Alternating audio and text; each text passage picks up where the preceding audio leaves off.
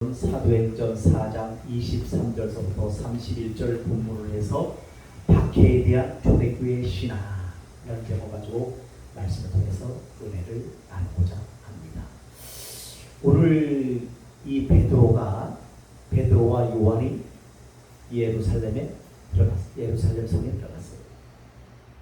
근데 그 성전 미문에 앉아서 날마다 구걸하는 그 안지뱅이가 있어. 왜냐면 일을 못하니까 구걸해서 한 푼을 주세요 하고서는 구걸해서 먹고 사는 안지뱅이가 있었습니다.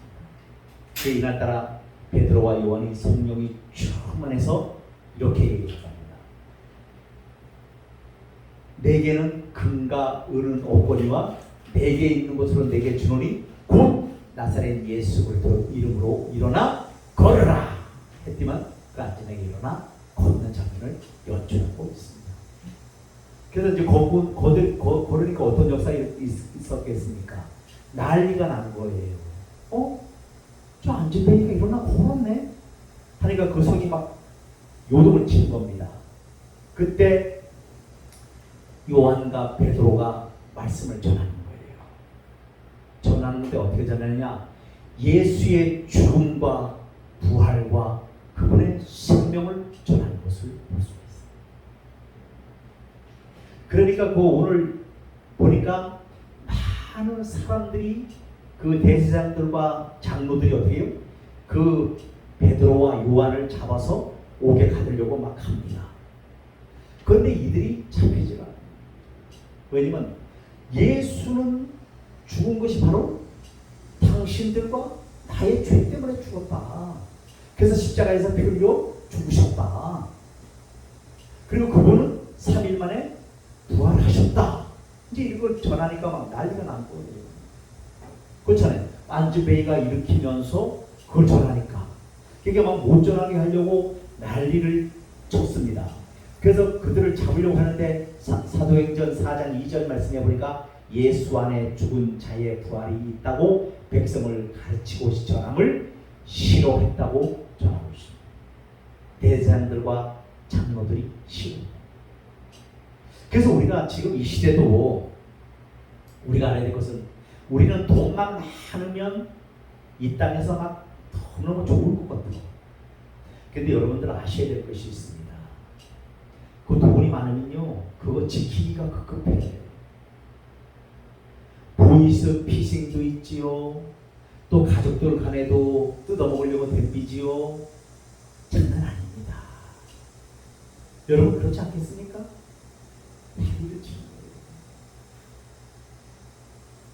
여기도 마찬가지예요. 그 안지뱅이가 일어나고 보니까 어떻게 하나님의 역사가 일어났잖아요.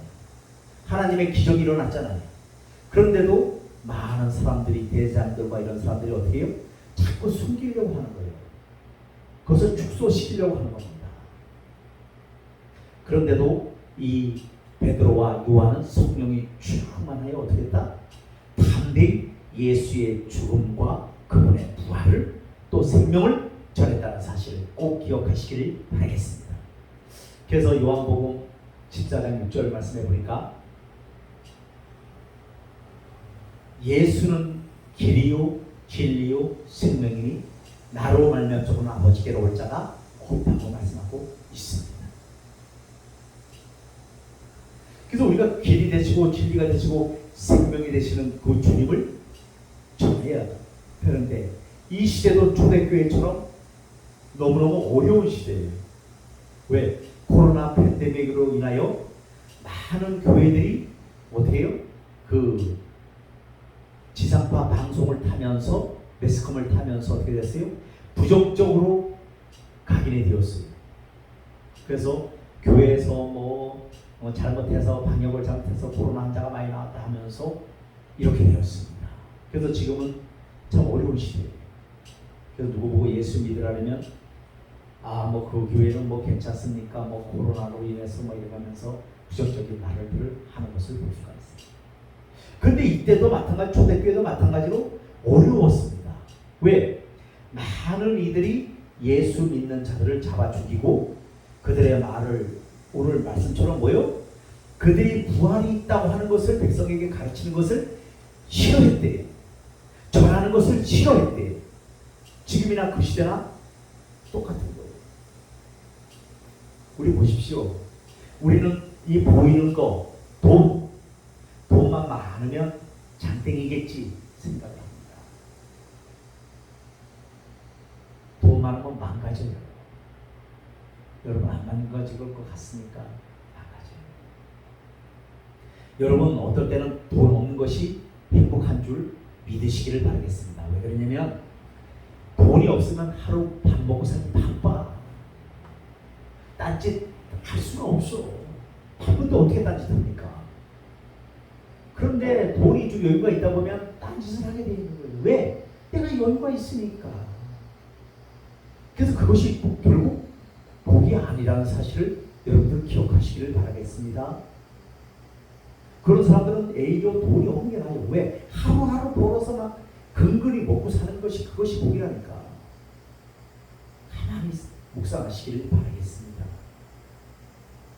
여러분, 그래서 오늘 베드로와 요한이 날 때부터 안전병했던 자를 고친 일로 인하여 솔로몬 행각에 모여든 군중들에게 예수의 죽음과 부활에 대하여 설교한 것이 빌미가 되었다는 것입니다.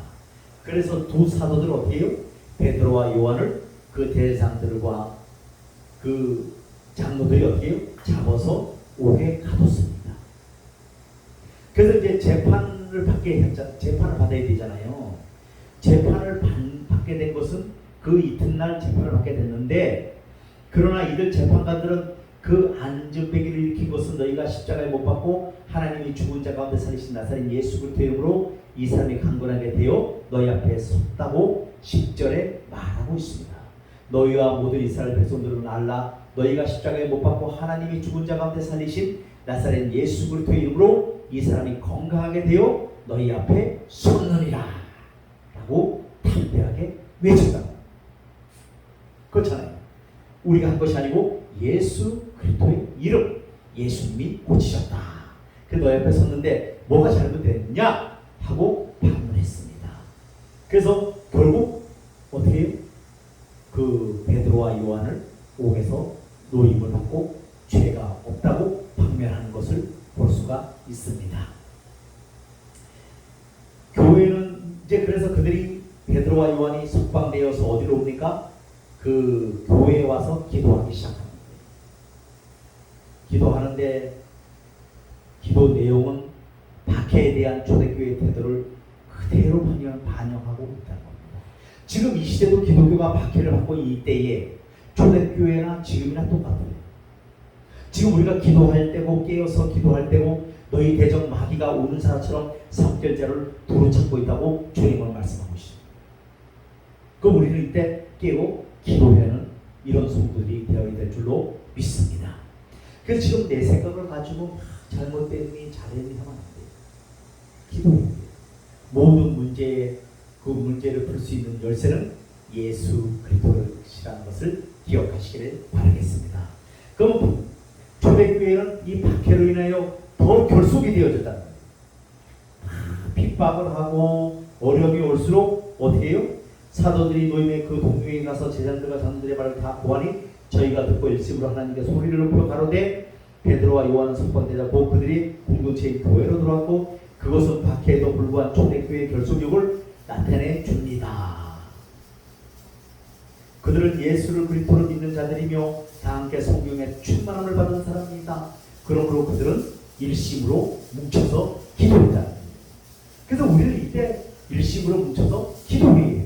나라와 민족을 위해서, 또 우리 자신을 위해서, 교회를 위해서, 또 옆에 넘어지는 성도를 위해서 기도해야 될 줄로 믿습니다.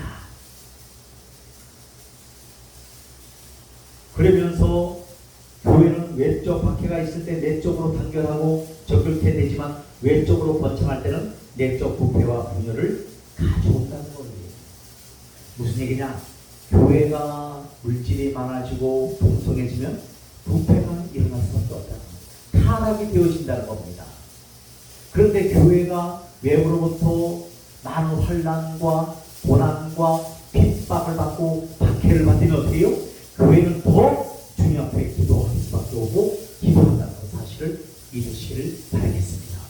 그래서 우리에게 이게 환란이 온 것은 뭐냐면 우리가 더욱더 주님 앞에 가까이 가는 길인 것을 꼭 기억하시기를 바라겠습니다. 우리 김장현 성도님도 마찬가지잖아요. 만약에 5번째 이렇게 물론 뭐 이렇게 다친 것은 잘못된 일이지만 만약에 그만큼이라도 다쳐서 그래도 술을 끊게 됐잖아요. 안 그랬으면은 지금 중단되었겠습니까? 그래서 우리가 보기에는 참 안타까운 일이지만 아픈 일이지만 하나님이 보시기에는 이것은 중단을 시키는 거예요. 왜? 가만 놔뒀다가 저 영혼이 사망으로 죽기 때문에. 그렇잖아요. 가뜩이나 힘도 없는데 여기에 식도가 걸려있는데 보다가 더 계속 중단이 안 되면 어떻게 되겠어요? 죽어요. 그래서 중단을 시키는 겁니다. 그런데 그냥은 안 되니까 어떻게 해요? 항상 어떤 문제를 주는 거예요. 그래서 그 문제를 주면서 막 막으시는 거예요. 왜? 김창현 성도를 하나님께서 사랑하시기 때문에. 이렇게 맞잖아요. 그래서 김창현 성도님 가만히 생각해 보십시오. 만약에 여기서 멈추지 않았다. 그래도 잘 나갔다. 그러면 중단이 안 됩니다. 그래서 뭐 큰일 납니다. 그래서 여기서 멈추라고 마지막 경고장을 날린 것입니다. 꼭 기억하시기를 바라겠습니다. 또 박해는 교회의 은혜를 더해준다. 우리가 뭘로 그랬지 우리는 막 편안하고 꽃길만 걷고 막 안전한 길만 걸으라 했는데 사실은 박해가 있어야 교회가 더 결속되어지고 기도하고 도합니다. 우리 지금 70년대 이때는 먹고 살기가 너무 어려웠어요. 그때는 기도하지 말래도 다들 어려우니까 교회 와서 하나님을 찾고 막 기도합니다. 뭐 20리길 30리길을 걸어서 눈보라 같이는 겨울에도 지금은 교회가 옛날에는 이런 교회가 아니에요. 천막을 치고 밑에는 뭐요? 멍석을 깔고 기도하는 거예요. 찬바람이 쑥쑥 들어오고 비가 새고 그런 가운데서도 어떻게 해요? 기도하는 거예요. 하나님 우리 가정을 축복해달라고 나를 살려달라고 이 나라를 살려달라고 기도하는 겁니다. 근데 지금은 그런 성도들이 없잖아요. 왜? 교회도 시설이 이 교회는 성도가 몇 명이어 있어야 되네. 이 교회는 뭐 이렇게 시스템이 안 좋네. 개척교회는 아닙니다. 다 큰 교회는 뭐 이 교회는 뭐 에어컨이 없네, 뭐가 없네 하면서 그래서 그만큼 우리가 어떻게 되는 거예요? 내적으로 타락이 되어졌다는 거예요. 부패해졌다는 거예요. 주님과 멀리 떠나 있다는 겁니다. 이럴 때 우리는 더욱더 이 시대를 바라보면서 주님 앞에 가까이 갈 수 있는 우리 모두가 되어주시기를 간절히 바라겠습니다. 그래서 오늘 나옵니다. 박해를 하나님의 섭리로 수용했다는 거예요.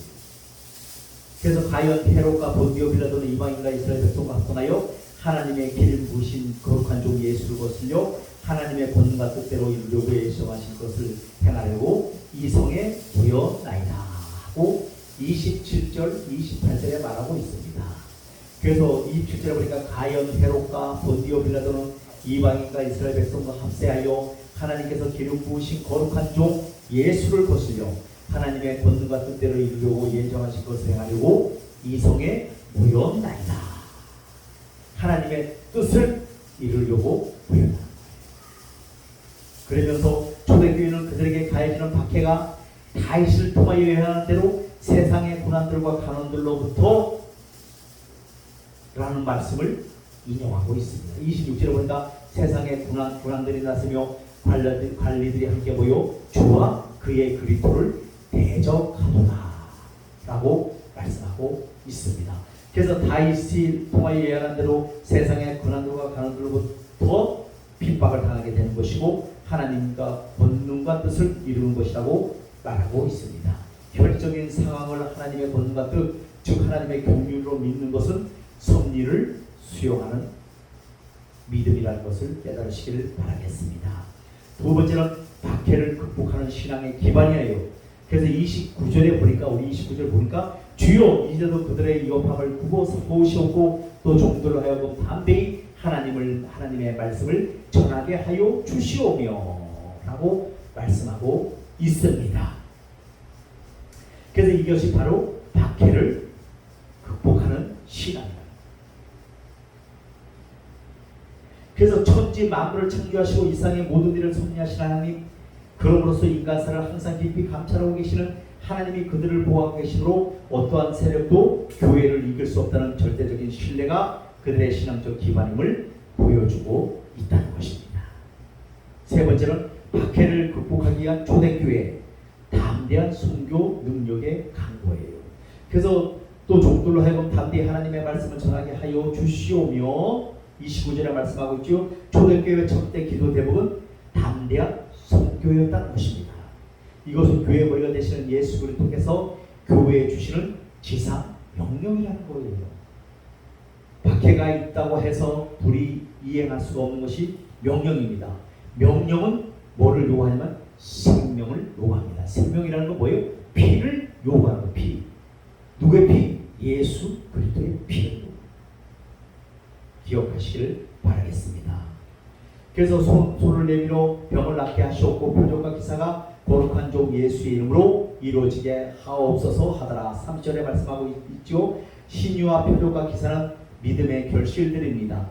믿는 자들에게 이런 은사들이 주어집니다. 은사는 사역을 위한 신적 능력이라는 것입니다. 그래서 마가복음 16장 17절과 18절에 말씀하기를 믿는 자들에게 이런 표적이 따르리니 곧 그들이 내 이름으로 귀신을 쫓아내며 새 방언을 말하며 뱀을 집어올리며 무슨 독을 마실지라도 해를 받지 아니하며 병든 사람에게 손을 얹을 줄 나으리라 하시더라 라고 말씀하고 있습니다. 그래서 지금 이 시대는 이 초대교회처럼 박해가 기독교에 대한 박해가 심한 때입니다. 심한 때입니다. 이럴 때일수록 우리가 정신을 바짝 차리고 주님 앞에 엎드리시고 주님을 전적으로 의지할 수 있는 우리가 되어주시기를 간절히 바라겠습니다.